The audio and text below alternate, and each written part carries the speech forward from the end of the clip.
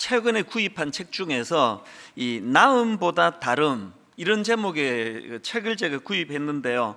이제 가끔씩 그 제목이 좋아서 이제 구입하는 경우가 있다고 말씀을 드렸는데 이분도 그 경우입니다. 사실 이 책은 그 마케팅 전략 뭐 이런 거와 관련된 책이기 때문에 이 책 제목만 보고 구입하시면은 좀 당황하실 수가 있습니다.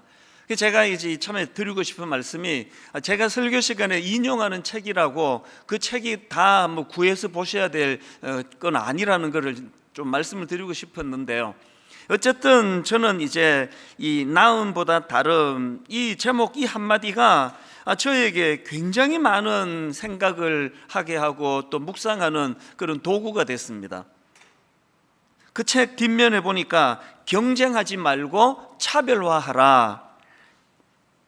이게 브랜딩과 관련되고 마케팅과 관련된 그런 의미로 준 얘기지만 목회자인 저에게 너무나 접목이 되는 겁니다. 목회를 하면서 경쟁하지 말고 차별화하라. 또 그 책 속에 그래도 나은 것이 아니라 다른 것이 이긴다. 그래서 여기서 말하는 나음을 제가 어떻게 적용해 보았냐 하면, 이제 이 세상의 구도는 그 나음을 향해서 나아가다가 보니 거기서 따라오는 불가피한 것은 경쟁, 더 경쟁을 속에서 내가 이 사람보다 내가 더 나아져야 되겠다, 이게 나음의 문제라면, 예수 믿는 우리가 추구해야 되는 것은 이 나음의 문제가 아니라 다름의 문제다. 우리가 추구하는 것은 다름이다. 다름을 추구해야 된다. 이게 저에게 참 많은 그 도전이 되고 깨달음이 되었습니다. 예수님께서 가르쳐 주신 산상설교도 사실은 이 세상과의 차별화, 이 세상과의 다름의 문제를 말씀하시는 거 아닙니까? 예를 들면은 산상설교 중에 마태복음 5장 38절부터 보십시오. 또 눈은 눈으로 이는 이로 갚으라 하였다는 것을 너희가 들었으나 나는 너희에게 이르노니 악한 자를 대적하지 말라. 누구든지 내 오른편 뺨을 치거든 왼편도 돌려대며 또 너를 고발하여 속옷을 가지고자 하는 자에게 그옷까지도 가지게 하며 또 누구든지 너로 억지로 오리를 가게 하거든 그 사람과 심리를 동행하고 내게 구하는 자에게 주며 내게 꾸고자 하는 자에게 거절하지 말라. 이게 전부가 다 이게 다름의 문제 아닙니까? 세상에서는 절대로 통용되지 않는 하나님 나라에서의 가치관과 또 추구해야 되는 것들을 예수님이 지금 가르쳐 주시는 거 아닙니까? 심지어는 그 다음 나오는 43절부터 보십시오. 또 내 이웃을 사랑하고 내 원수를 미워하라 하였다는 것을 너희가 들었으나가 이게 뭘 의미합니까? 이게 그동안 세상에서 통용되던 그 들려지던 가치관의 문제는 원수 갚아라, 지지 마라 이런 거였다면, 다름의 문제가 뭡니까? 44절 나는 너희에게 이르노니 너희 원수를 사랑하며 너희를 박해하는 자를 위하여 기도하라. 이게 전부가 다 다름의 문제입니다. 분당 우리 교회는 제자 훈련하는 교회 아닙니까? 그런데 사실 이 제자 훈련에서 강조하는 이 제자도의 핵심 중의 핵심은 예수님의 이 말씀에서 저는 찾을 수 있다고 생각합니다. 누가복음 22장 24절입니다. 또 그들 사이에 그중 누가 크냐 하는 다툼이 난지라 예수께서 이르시되 이방인의 임금들은 그들을 주관하며 그 집권자들은 은인이라 칭함을 받으나 너희는 그렇지 않을지니. 저는 이 제자도의 핵심을 상징적으로 너희는 그렇지 않을지니, 이게 제자 훈련이라 생각합니다. 세상에서는 그래서 높은 자리에 올라가고 권력을 가지고 그리고 앉아서 대접을 받는 이거를 다 추구하는 그런 가치관을 가졌다면 너희는 그렇지 아니하니, 너희는 그렇지 않을지니, 이게 다 다름의 문제 아닙니까? 최근에 카카오톡 김범수 의장이라는 분이 자기 재산의 절반인 5조 원을 사회를 위해 기부하기로 했다. 이 기사를 보는데 이것도 되게 큰 감당하기 어려운 그 결단을 내렸구나. 그게 참 인상적이었는데요. 더 인상적이었던 거는 이분이 이렇게 5조 원이라고 하는 어마어마한 돈을 사회에 기부하게 만든 거기에 영향을 줄 시가 있다는 겁니다. 이것도 또 흥미롭지 않습니까?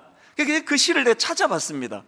그랬더니 예전에 설교 시간에 벌써 인용했던 저도 좋아하는 그 시더라고요. 랄프 랄프 waldo 에머슨이라는 분이 쓴 무엇이 성공인가 이런 제목의 시인데요, 한번 내용을 들어보십시오. 자주 그리고 많이 웃는 것, 현명한 이에게 존경을 받고 아이들에게서 사랑을 받는 것, 정직한 비평가의 찬사를 듣고 친구의 배반을 참아내는 것, 아름다움을 식별할 줄 알며 다른 사람에게서 최선의 것을 발견하는 것, 건강한 아이를 낳든 한 떼기의 정원을 가꾸든 사회 환경을 개선하든, 자, 그 다음 들어보세요. 자기가 태어나기 전보다 세상을 조금이라도 살기 좋은 곳으로 만들어 놓고 떠나는 것, 자신이 한때 이곳에 살았으므로 해서 단 한 사람의 인생이라도 행복해지는 것, 이것이 진정한 성공이다. 그 김범수 의장이라는 분이 재산의 5조 원을 사회에 내놓기로 한 거는 이런 시들을 통해서 다름을 알게 된 거예요. 돈 많이 버는 것만이 성공이 아니라 뭐라고 이야기합니까? 그래도 내가 이 땅에 태어났는데 자기가 태어나기 전보다 세상을 조금이라도 살기 좋은 곳으로 만들어 놓고 떠나는 거, 이게 성공한 인생이라는 거, 이게 다름의 문제 아닙니까? 제가 왜 이 시를 여러분께 제가 언젠가 소개해드리고 또 저도 또 이 대목을 제가 옮겨가지고 묵상하고 그렇게 하는가 하면은 그저 큰 교회에 맞는 걸 성공이라고 자랑하는 이런 이 세상에 똑같은 논리로 가는 목사가 아니라 이 세상과는 다름, 일만수도 파송 운동을 하는 하나님의 명령도 바로 다름을 구현해라, 이 명령 아니겠습니까?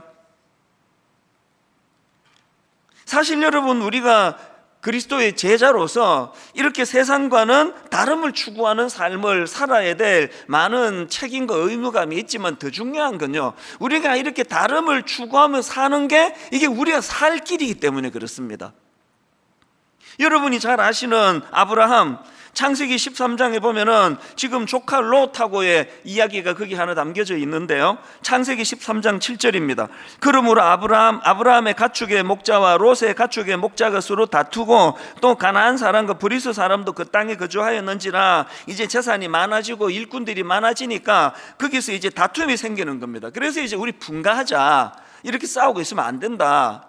그런데 그 아브라함이 놀라운 이야기를 하는 거 아닙니까? 그 다음 8절 9절입니다 아브라함이 롯에게 이르되 우리는 한 친족이라 나나 너나 내 목자나 너의 목자나 서로 다투게 하지 말자. 너 앞에 온 땅이 있지 아니하냐? 나를 떠나가라. 너가 좌하면 나는 우하고 너가 우하면 나는 좌하리라. 지금 칼자루를 쥐고 있는 삼촌 입장에서 내가 이게 정할게, 넌 절로 가라, 얼마든지 이렇게 할 수 있는 거 아닙니까? 그리고 이렇게 했다고 누가 아브라함을 그 욕심쟁이라고 비난하겠습니까? 그런데 놀라운 이야기를 하는 거예요. 네가 정하라는 거예요. 네가 우하면 난 좌할게, 네가 좌하면 내가 우할게, 네가 뭐든지 원하는 대로 해라. 이게 세상과의 다름의 문제 아닙니까? 그랬더니 결과 다 아시잖아요. 조카 롯은 다름이 아니라 나음을 찾았어요. 자기 눈에 보기에 비옥하고 자기 눈에 보기에 좋은 땅을 택했다가 그 타락으로 인해 가지고 함께 망해버린 게 조카 롯이거든요. 여러분, 당장 눈에는 우리가 이 세상에 그냥 남이야 상처를 받든지 남이야 뭐 눈물을 흘리든지 나는 능력이 있어, 나는 니들보다 나아, 나는 니들보다 나은 걸 추구할 거야, 이게 결국은 그 인생의 행복을 갉아먹는 치명적인 독이 되고요, 아브라함처럼 다름을 선택하니까 그게 하나님의 인도하심을 받는, 영적으로 충만하게 만드는 도구가 되더라는 거 아니겠습니까? 이런 의미에서 저는 이 예수 믿고 변화된 이 땅을 살아가는 그리스도인이나 혹은 그들이 모여 이루는 교회라는 공동체나 결국 우리가 추구해야 되는 건 이건 이 다름의 문제다. 여러분, 초대교회의 사도행전 2장에서 이제 교회가 태동하는 그 과정을 성경이 묘사하는 것도 그 초대교회가 그 시대와 다름을 기록하는 거거든요. 자, 무슨 이야기냐? 여러분도 잘 아는 말씀입니다. 사도행전 2장 44절부터 보십시오. 믿는 사람이 다 함께 있어 모든 물건을 서로 통용하고 또 재산과 소유를 팔아 각 사람의 필요를 따라 나눠주며 날마다 마음을 같이하여 성전에 모이기를 힘쓰고. 이게 전부 다 지금 다름의 공동체라는 거예요. 다름의 공동체.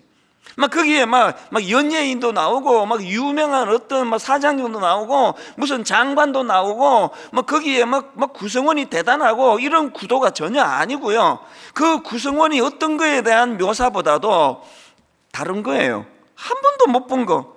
아니 어떻게 막 물건을 서로 통용하고 막 재산과 소유를 팔아가지고 필요한 대로 나눠 쓰게 하고. 그래서 저는 그런 것들을 많이 꿈을 꿨는데요. 예배 들어오시다가 막 집에 안 쓰는 물건 같은 거 그냥 막 안 쓰는 물건은 안 되고 다시 막 좋은 거 이런 게 있으면 사가지고 막 문 앞에다 두고 예배 마치고 또 필요한 사람은 기꺼이 또 그거 가져가고. 그 한때는 저희가 새벽기도 마치고 나서 그런 것들을 추구했던 기억이 있거든요. 교회에서 원하는 대로 누군가가 그 쌀 같은 거를 헌금하면은 이렇게 쌀을 그냥 가만히로 쌓아놓고 기도하고, 어떤 분이 필요하면 또 그거 그냥 누가 가져갔는 거지 뭐 말할 필요도 없고. 이것들이 지금 다름의 문제를 구현하는데, 언제부턴가 교회가 이 다름을 추구하다가 점점 나음을 추구하면서 비극이 찾아오는 거잖아요. 큰 교회와 작은 교회가 경쟁 구도가 되고, 또 교회 안에서도 이 집사님과 저 집사님이 봉사하고 무슨 자리 가지고. 그래서 저는 장로 선거, 안수입사 선거 이런 거를 통해서 마음 아픈 이야기를 종종 듣거든요. 이게 나음의 문제로 가게 되면 거기에 반드시 경쟁이 들어오게 되고, 그러면 상처를 받게 되거든요. 저는 분당 우리 교회가 이 나음의 공동체, 그제 니 잘났네 내 잘났네, 내가 얼마나 유능하면 내가 교회 이렇게 크게 키우겠느냐, 내가 말이야 목회 참 잘하는데 말이야, 막 이렇게 그 다른 사람과 비교하고 또 그 나음을 자랑하고 나음을 추구하는 교회가 아니라, 그런 세상적인 구도가 아니라 하나님 나라만이 할 수 있는 이 다름을 추구하는, 이 다름을 꿈꾸는 그런 교회 공동체가 되기를 바랍니다. 제가 오늘 말씀을 이렇게 풀어가는 이유는요, 지금 우리가 예수님의 12제자에 대해서 살펴보고 있는데요, 예수님의 12제자 중에 오늘 살펴볼 인물이 안드레입니다. 사실 저는 개인적으로 12명의 제자 중에서 가장 닮고 싶은 인물 하나를 꼽으라 그러면 저 개인적으로는 안드레를 꼽고 싶습니다. 아니, 안드레의 어떤 점이 그렇게 12명 중에 제일 닮고 싶은 인물이 되었는가? 이 안드레를 딱 한마디로 요약하라면 그는 다름의 삶을 살아낸 인물이다, 그렇게 제가 정의를 할 수가 있다 생각합니다. 안드레는 베드로의 형제거든요. 그리고 또 베드로를 전도한 사람이 안드레예요. 그 내용이 요한복음 1장 41절에 나옵니다. 그가 먼저, 이 안드레입니다. 그가 먼저 자기의 형제 시몬을 찾아 말하되 우리가 메시아를 만났다 하고 데리고 예수께로 오니. 여기 나오는 시몬이 베드로 아닙니까? 아니, 안드레가 지금 베드로를 전도했단 말이에요. 그런데 이 베드로가 점점 막 성격도 갈갈하고 막 적극적이고 그러니까 점점 이제 막 영향력을 미치더니 뭐 수제자가 됐어. 수제자. 그리고 또 기록할 때 뭐 베드로가 또 맨 앞에 나오잖아요. 베드로의 영향력이 점점 이제 퍼져나가더니요, 그 지금 그 카톨릭에서는 베드로의 존재를 너무 크게 부각을 시킨 나머지 베드로를 일대 교황이라고 그럽니다. 그래서 예수 안 믿는 사람들도 베드로 아세요? 그럼 다 압니다. 베드로 모르는 사람 아무도 없습니다. 근데 안드레라고 들어보셨어요? 그럼 아무도 몰라요. 안드레 김? 이렇게 이야기합니다. 안드레에 대해서는 예수 안 믿는 사람, 뭐 심지어 예수 믿는 사람 중에 초신자들은 안드레를 잘 모르실 거예요. 아니, 이게 보통 문제입니까? 내가 전도했는데. 그리고 또 제가 방금 베드로와 안드레가 형제라 그랬는데요, 또 다른 형제가 있죠. 야고보와 요한도 이제 형제 아닙니까? 두 집안에 베드로, 안드레, 야고보, 요한 이 네 명인데요. 지난주 설교 기억하십니까? 이 네 사람 중에 안드레만 쏙 빠지고 베드로, 야고보, 요한이 가장 영향력을 많이 미치던 선도 그룹이에요. 여러분 어떻게 생각하세요? 지난 여름에 그 가인, 아니 하나님이 내가 드린 제사는 안 받으시고 동생이 드린 제사만 받네? 아무 죄도 없는 그 동생을 이 문제만으로 죽여버리는 게 이게 죄성을 가진 인간의 본능 아닙니까? 우리 안에 있는 이 질투심이라는 건 이게 제어가 잘 안 되는 가장 제어하기 어려운 거라고 생각합니다. 게다가 이 시대나 세상은 어떻습니까? 옛날에 어느 개그 프로에 1등만 생각하는 더러운 세상, 1등만 기억하는 더러운 세상. 꼭 그 유행어를 만든 그 개그맨이 소주병을 하나 들고 코에 빨간색 칠해가지고 술 취할 때만 이 대사가 나와요. 1등만 기억하는 더러운 세상. 여러분 이게 왜 유행어가 됐을까요? 모든 사람이 공감하니까 자꾸 되뇌이니까 유행어가 되는 거 아닙니까? 안드레 입장에서 진짜 기분 나쁜 게 뭔지 아십니까? 오늘 본문을 기록한 이 구도도요 굉장히 기분 나쁩니다. 안드레 입장에서 기분 나쁠 수 있습니다. 자, 오늘 본문 말씀을요 다시 한번 이제 은혜 받으려고 읽지 말고 이 세상의 그 어떤 세속적인 생각의 기준으로 이 본문의 흐름을 한번 보십시오. 이 구도를요. 12명의 제자 명단이 나오는데요, 제일 먼저 16절에 베드로가 나오는데 16절을 보십시오. 이 12를 세우셨으니 시몬에게는 베드로라는 이름을 더하셨고, 호텔로 치면 베드로한테 독방을 주었습니다. 독방. 16절 한 절을 베드로만 기록했습니다. 그리고 베드로에 대하여 부연 설명까지 붙여놨습니다. 그 다음 17절에는 2인실을 줍니다. 2인실. 자, 17절을 보십시오. 또 세베대의 아들 야고보와 야고보의 형제 요한이니 이 둘에게는 보아너게 곧 우레의 아들이란 이름을 더하셨으며, 여기도 보면은 야고보와 요한 형제 이름을 기록하면서 부연 설명까지 덧붙여 놓습니다. 그리고 맨 마지막에 19절, 또 가룟 유다니 이는 예수를 판 자더라. 이 가룟 유다는 또 악한 놈이라 가지고 또 그게 부연 설명하고 또 독방을 줬네요. 이것도 저것도 아닌 게 안드레와 그 다음 사람입니다. 자, 그 앞에 나오는 18절을 보십시오. 또 안드레와 빌립과 바돌로메와 마테와 도마와 알페오의 아들 야고보와 미 다데오와 가나나인 시몬이며, 이거 안드레 입장에서 이거 엄청 기분 나쁜 거 아닙니까?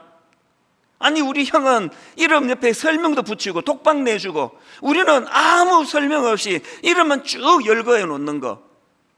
제가 이거를 흥미롭게 보면서 지금 저자인 마가가 기능적으로 이제 강조점을 두면서 기록을 한 것 같은데, 마가가 이렇게 기록할 수 있는 자신감이 어디서 나옵니까? 이렇게 기록해서 안드레가 상처받을 사람이 아니라는 걸 알기 때문에 이렇게 하는 거 아닙니까? 목회가 힘든 교회 가면은요, 뭐라고 쓰면은 또 이거 김 권사님 또 화낼 텐데, 또 저렇게 하고 나면 또 이 박 권사님이 또 화낼 텐데, 목회가 굉장히 힘든 거예요. 그게 제가 이런 면에서 안드레를 제가 존경하는 포인트가 하나 있는데요, 이 안드레는 지금 자기가 전도했던 자기 형제 베드로가 수제자가 되고 많은 영향력을 미치고, 자기는 그 형제 그늘에 갈려가지고 그 낮은 자리에 처한 것 같은 이런 상황을 개의치 않더라는 거예요. 그래서 그는 이름 없이 자기 그 형의 명성에 비하면은 너무나 이름 없이 그냥 쭉 열거만 되는 그런 그 3등 칸에 써놓은 것 같은 이런 대우를 받는지 모르지만 상징적으로 드리는 말씀이죠. 안드레가 가진 귀함이 뭡니까? 자기가 유명해지는 것이 인생의 초점이 아니고, 누구를 통해서든지 간에 주님의 영광이 드러나고 하나님의 나라가 드러날 수만 있다면 그게 무슨 상관인데요? 이런 이미지를 풍겨주는 안드레이기 때문에 저는 12명 중에서 안드레를 제일 닮고 싶고 또 제일 존경하는 마음이 생기더라. 그 말씀을 제가 드리는 거예요. 인생은요, 이 세상의 가치관에 속기 때문에 너무나 처참하게 낭비하며 보내는 겁니다. 여러분이 다 아시는 그 음악가 살리에르 아시죠? 모차르트를 질투해가지고 뭐 영화도 나왔잖아요. 사실 이 살리에르 자체도요, 어마어마한 음악가라고 그러잖아요. 뭐 대단한 그런 궁중음악가인데 자기의 강점을 드러내지를 못하고 더 나음을 추구하다가 보니까 막 열심히 경쟁하며 달려갔는데 보면 앞에 모차르트가 있고 노력도 별로 안 하는 것 같은데 또 자기를 앞서고, 그래서 자기 인생을 파괴시킨 게 그게 살리에르 아닙니까? 그리스도인은요, 절대로 그런 차원에서의 경쟁을 유발하는 나음의 길이 아니라 다름의 길을 가는 거예요. 모차르트는 모차르트의 인생으로 살아가는 거고, 나는 하나님 주신 이 재능을 가지고 내 길을 가면 얼마나 그가 인생의 낭비를 줄일 수 있었겠습니까? 그 일만성도 파송 운동을 선언하고 8년 전에 정말 고뇌하는 시간을 보냈거든요. 왜냐하니까 아무리 생각을 하고 또 생각을 해도 10,000명에서 15,000명을 그 파송할 자신이 없는 거예요. 아니 뭐 우리 성도님들이 뭐 창고에도 물건도 아니고 뭐 제가 뭐 가라 그런다고 가고 남으라 그런다고 남는 분들입니까? 인격체인데 10,000명에서 15,000명을 더 모아라 그러면 막 되든 안 되든 한번 막 열심히 해보겠는데, 아무리 생각을 해도 이 성도님들을 그런 작은 교회로 파송하는 일이 불가능해 보이는 겁니다. 그러니까 이제 고뇌가 많고 잠이 안 오고 그랬는데요, 하나님이 저를 얼마나 사랑하시는지 그럴 때 많은 성경의 인물들을 저에게 묵상하게 하시면서 그것들을 헤쳐나가게 하셨는데요, 그 많은 하나님이 묵상하게 하신 인물 중에서 요나단이라는 인물을 하나님이 묵상하도록 허락해 주셨습니다. 아시죠? 요나단, 그 다윗을 향한 그 사랑의, 그 우정과 사랑의 대명사 아닙니까? 저는 이 구절이요, 사무엘상 23장 17절, 곧 요나단이 그에게 이르기를 두려워하지 말라, 내 아버지 사울의 손이 내게 미치지 못할 것이요 너는 이스라엘 왕이 되고 나는 너의 다음이 될 것을 내 아버지 사울도 안다. 아니 이런 말을 어떻게 이렇게 쉽게 할 수 있느냐고요. 이놈의 자식이 죽어야, 이놈의 자식이 없어져야 내가 왕이 되는데 네가 왕해라. 이게 다름의 문제 아닙니까? 다름? 경쟁으로 나가지 않는? 사실 제가 부끄러운 고백이지만요, 이 요나단을 묵상하기 전까지만 해도 내 발상이 어디에 갇혀 있었느냐 하면은, 저는 이 교회 담임 목사니까 내가 이 교회를 떠난다는 생각은 단 한 번도 해본 적이 없습니다. 나는 당연히 남고 이 성도님들이 이제 나가셔야 되는데 어떻게 해야 나가시지? 그런 생각에 갇혀 있었는데 이 요나단을 하나님이 묵상하게 하심으로 그때 제 생각의 발상이 바뀐 거예요. 아니 이 왕좌도 이렇게 기꺼이 내려놓을 수 있는데 분당 우리 교회 담임 목사 자리를 내가 이거를 꽉 붙잡고 어떻게 하나님의 나라를 구현하겠느냐. 그래서 요나단 덕분에 제가 결정을 한 게, 만약에 하나님 저 때문에 일만수도 파송 운동이 잘 안 된다면 제가 담임 목사 사임하겠습니다. 너무나 기쁘게 이 약속을 하나님께 드릴 수 있게 된 거거든요. 이게 다름의 문제더라는 거예요. 하나님 앞에서 저는 확신합니다. 하나님은요, 제가 저를 너무 사랑하시거든요. 그래서 제가 진짜 행복하기를 원하세요. 막 그게 막 느껴져요. 하나님은 막 제가 막 너무너무 행복하기를 원하세요. 그래서 다름을 원하시는 거예요. 그러니까 일만수도 파송 운동해오는 지난 8년 동안에 생각지도 못한, 아니 30개 교회로 나누게 되리라고, 이거 저도 꿈도 못 꾸던 거거든요. 경직이 되면 생각이 안 나와요. 오늘 여러분, 저와 여러분 모두가 다 요나단처럼 하나님 앞에서 그 나음을 추구하는, 그래서 뭐 친구고 뭐고 이놈의 자식을 죽여버려야 내가 왕이 될 텐데, 이게 나음을 추구하는 경쟁적인 생각이라면 자기 아버지가 그래서 망한 거 아닙니까? 사울 왕이. 우리는 경쟁을 유발하는 나음을 추구하는 인생이 아니라 하나님 나라의 다름을 추구하는 게 다름.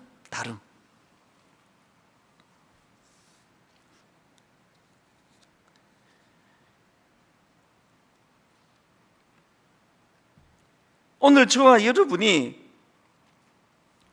이 안드레라는 한 인물을 통해서 그동안의 우리의 삶을 한번 점검해보고 무엇 때문에 난 인생이 이렇게 피곤한가, 또 무엇에 나는 쓸데없는 에너지를 이렇게 많이 낭비하고 있는가, 이런 것들을 좀 점검하면서 이제 하나님, 저는 나음이 아닌 다름을 추구하는 인생이 되기를 원합니다. 그래서 저는 이런 안드레의 다름의 삶을 추구하기 위해서 우리가 해야 될 두 가지 훈련이 있다고 생각합니다. 첫 번째 훈련이 뭐냐? 작은 것의 가치를 인식하기예요.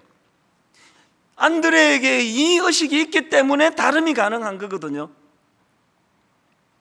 여러분, 오병이어의 기적 다 아시잖아요. 여러분, 이 오병이어의 어린아이의 그 보리떡 5개와 물고기 2마리로 장정 남자만 5,000명을 먹이신 이 기적의 사건의 출발이 안드레의 안목에서부터 시작했다는 거 혹시 아십니까? 이게 무슨 말씀이냐?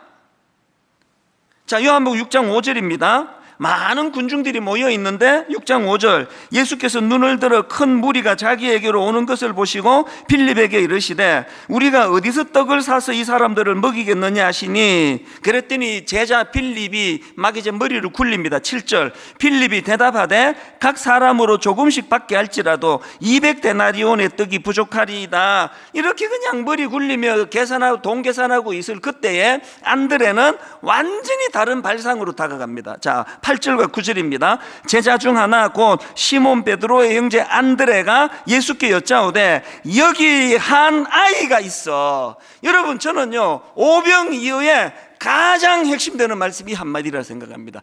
여기 한 아이가 있어. 저는요 오병이어의 물고기 5마리, 보리떡 2개, 이 거꾸로 얘기했나? 보리떡 5개와 물고기 2마리, 뭐 거꾸로고 뭐고 관심 없습니다. 그게 초점 아닙니다. 여러분, 물고기가 뭐 7마리든 10마리든 이게 중요한 게 아니고, 오병이어의 기적의 가장 중요한 핵심 단어를 꼽으라면 여기에 한 아이가 있어요. 왜 그렇습니까? 그 당시로 그 아이의 존재는요 미미하게 짝이 없습니다. 오죽하면은 같이 먹었는데 애들은 개수에 넣지도 않느냐고요. 눈길을 끌지 못하던 그 당시 아이들, 그렇게 무시하던 아이들인데 안드레는 그 무시당하던 아이, 여기 한 아이가 있어. 이 주목받지 못하는 이 한 아이가 가지고 있는 그 재료도 주님의 손에 붙들리면 위대한 도구가 될 수 있다. 이게 제가 발견한 안드레가 가진 작은 것의 가치를 인식하는 태도 아닙니까? 작은 것을 무시하지 않고 작은 것의 가치를 인식했던 그 안드레가 있었기 때문에 그 아이를 예수님께 데려갈 수 있었고, 거기서부터 기적이 출발하게 된 거 아닙니까? 지난주 제가 설교 시간에 강점으로 일하시는 예수님 이렇게 막 열심히 제가 설교했는데 꽤 많은 분들이 설교 듣고 그랬을 거예요. 강점으로 일하시는데 목사님, 저는 강점이 없습니다. 에이, 왜 강점이 없어요? 너무나 경쟁 구도에 우리가 거기에 속아가지고 작은 강점을 생각 안 하는 그게 화근이거든요. 여러분, 하나님께서 여러분에게 주신 드러나지 않지만 그 작은 그 무엇을 소중히 여기는, 그래서 여러분, 분당 우리 교회는요 대형 행사가 없는 교회예요. 우리 교회 다니시는 분 지난 수년 동안 큰 이벤트를 가지고 행사하는 거 봤습니까? 우리 교회 행사 없습니다. 사실 개척 초기에 제가 행사를 얼마나 좋아했는지 제 별명이 이벤트리였어요. 이벤트리. 막 아이디어가 막 계속 나와요. 지금도요 막 그런 아이디어에 제가 소질이 좀 있습니다. 근데 이를 악물고 참아요. 분당 우리 교회 대형 행사 안 한다. 왜 안 합니까? 교회가 이렇게 대형 행사 위주로 가다 보면은 교역자들은 막 거기 동원돼가지고 진이 다 빠지고 성도 돌보고 신방하고 그럴 여력이 생기지 않습니다. 그러면 성도들은 점점 존재가 작아지는 거 아닙니까? 저는 뭐 자신 있게 말씀드립니다. 우리 교구 목사님들이 손이 안 닿아서 뭐 그런 일은 있을지 몰라도, 그래서 누가 그러더라고요. 아니, 이 큰 교회에서 교구 교육자들이 성도들을 이렇게까지 알뜰살뜰 살피느냐, 성도들만으로 안 되니까 순장님도 거기에 동력자가 돼가지고, 그래서 저는 이벤트하고 막 신문에 맨날 이름 나오고 시끌벅적한 교회가 되는 것보다, 그런 거 하나도 하지 않더라도 저 구석진데 홀로 울고 있는 한 성도님의 눈물을 볼 수 있는 교회가 되기를 바랍니다. 왜? 교회는 그 작은 한 사람을 귀히 여기는 공동체이기 때문에 그렇습니다. 이게 작은 것의 가치를 인식하는 태도로 할 수 있고, 그런가 하면 두 번째로 우리가 훈련해야 되는 게 하나 더 있는데요, 조용한 영향력의 가치를 인식하기. 이건 무슨 뜻이냐? 여러분, 베드로를 제가 의식해서 이런 제목을 붙여본 거예요. 베드로는 시끌벅적한 영향력이에요. 베드로는 막 대놓고 영향력. 그래서 사도행전 가보면은 막 베드로는 대단합니다. 막 한 번 설교에 막 3,000명씩 회개하고 돌아오게 만들고 그냥 기적을 베풀고 막 굉장한 일들을 행하는 게 베드로예요. 여기에 반해가지고 안드레는 존재감이 없었던 사람이에요. 기껏 안드레는요, 한 사람 주님 앞에, 자기 형제 주님 앞에 인도하고, 그 존재감도 없는 애 주님께 데리고 오고, 그리고 또 요한복음 12장에 보면은 그 헬라인 몇 사람이 빌립을 찾아와 가지고 예수님을 좀 만나고 싶다 그랬더니 이상하게도 빌립이 그 사람들을 안드레에게 데리고 가요. 뭘 의미할까요? 짐작컨대 이런 그 관계적인 거, 이 작은 숫자의 사람들을 잘 다루고 만지고 그들을 헤아릴 줄 아는 사람은 그게 안드레였다. 그래서 안드레에게 데려가지 않았는데, 이건 뭐 제 그냥 추측이지만,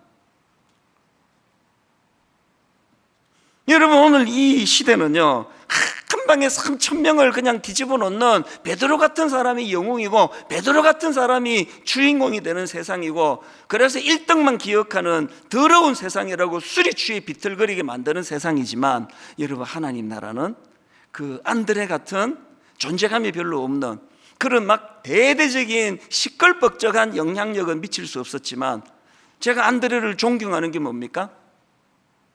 비록 안드레는 한 번에 3,000명을 회개시키는 베드로와 같은 대단한 능력은 갖고 있지 않았지만, 바로 그 대단한 베드로를 주님께 인도한 사람이 안드레라는 거예요. 모두가 다 주인공이 되겠다고 한다면 소음이 난무할 거예요. 제가 초등학교 2학년 때 아폴로 11호, 그 69년도로 기억하는데요, 인류 최초로 인간이 달에 발을 디뎠다. 그래서 이제 닐 암스트롱, 제가 국민학교 2학년 때 알게 된 이름이에요. 닐 암스트롱, 최초로 달에 발을 디딘 인간. 그런데 최근에 제가 되게 재밌는 거 하나 새로 알았습니다. 그때 닐 암스트롱만 발을 디딘 게 아니고요, 바로 20분 뒤에 버즈 올드린이라는 우주사도 바로 20분 뒤에 발을 디뎠는데, 1등만 기억하는 더러운 세상. 아무도 버즈 올드린을 몰라요. 안드레가 그래서 이 버드 올드린이 막 우울증도 오고 뭐 그랬다는 그런 그 프로를 제가 우연히 봤거든요. 안드레는요, 자기는 비록 한 번에 3,000명을 회개시키는 이런 일은 할 수가 없지만, 바로 그런 능력이 있는 베드로를 주님께 데려가는 이런 데 갈 수 있다. 그리고 하나님의 가치로는 이 둘이 조용한 리더십이나 조용한 영향력이나 시끌벅적한 영향력이나 주님은 똑같이 귀하게 보신다. 이게 그 마음의 고뇌를 갖지 못하게 만드는 능력 아닙니까? 저는 사실 이 설교를 준비하는 지난 한 몇 주 동안에 울컥울컥 하면서 또 올려지던 사람이, 새벽에 자꾸 얼굴이 떠오르면 그렇게 눈물이 나는 사람이 얼마나 많았는지 모릅니다. 제일 저를 많이 울컥하게 한 사람들은요, 분당 우리 교회 창립 멤버 5명의 교육 전도사들이에요. 지금은 시애틀에 담임 목사로 가 있는 임원석 목사님을 위시해가지고 저는 막 이 한 분 한 분이 다 영웅이라 생각합니다. 처음에 교회를 개척할 때 사례비를 처음부터 사례비 없다 그래도 오겠느냐? 목사님, 종이 무슨 사례비에 신경을 쓰겠습니까? 그냥 온 거예요. 5명이 신학생들이. 개척교회니까 그때 교회에서 저에게 월 150만 원의 그 사례비를 주셨는데요, 그 5명을 보고 이게 넘어갑니까? 그래서 이제 5등분해서 30만 원씩 이걸로 이 교역자들이 연명하던 그런 상황이에요. 그런데 이 5명의 이 영웅들이 참 눈물이 나요. 토요일날 교회 청소부터 시작해서 강대상 올리고 물건 올리고, 그때도 우리 교회는 초신자들이 많았거든요. 그 초신자 한 사람이 목사들은 다 저런 일을 하나 보다. 그래서 그 전사님이 여기서 막 청소하고 있는데, 전사님 이것도 치워야 되겠는데요. 이게 면류관 아닙니까? 입만 갖고 사는 그런 사람이 아니라 진짜 교회를 섬기는 그 전사님들이 지난 몇 주 동안의 마음에 얼마나 저를 울렸는지 몰라요. 그런가 하면은 청소년 사역하던 동안에 이름 없던 수많은 주일학교 선생님들, 제가 맨 처음에 대구 서문교회라는 교회에서 교육전서 사역했는데 그 분들 생각하면 지금도 눈물이 납니다.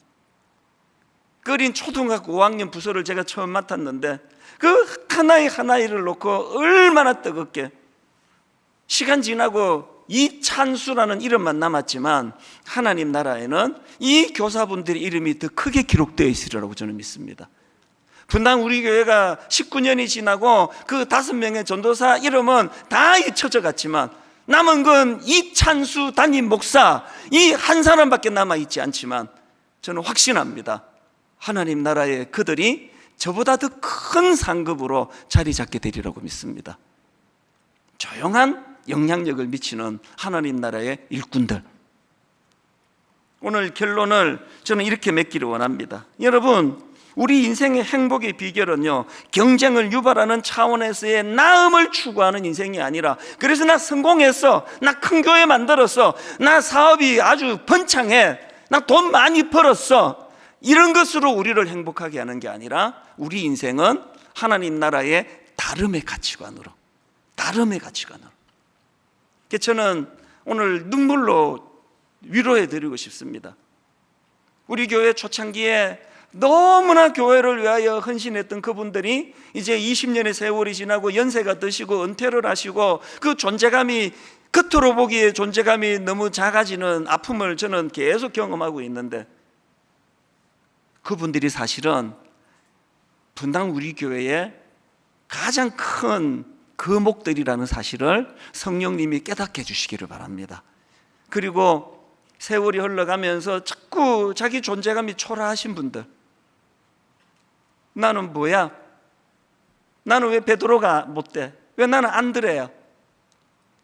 이런 아픔을 갖고 계시는 많은 성도님들에게 이 시간 성령님이 깨우쳐 주시기를 바랍니다.